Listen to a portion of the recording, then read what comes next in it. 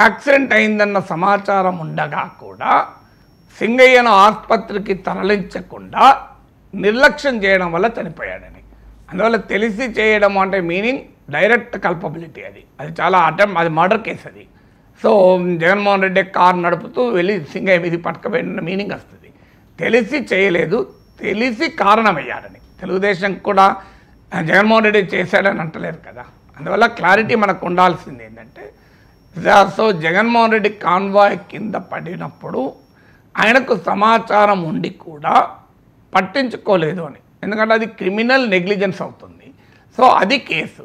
So ఇప్పుడు స్టూడియోలో కూర్చొని చంద్రబాబు నాయుడు సభలో తొక్కిసలాట్లో చంద్రబాబు నాయుడే చంపించాడని చెప్పి ఆ రోజు వైసీపీ ఆరోపించినప్పుడు నేను ఇదే చెప్పాను. నేను స్టూడియోలో కూర్చొని చంద్రబాబు నాయుడు చంపించాడని తీర్మానాలు చేయను, అది విచారణ వ్యవస్థల పని అని. ఇప్పుడు కూడా అదే చెప్తాను.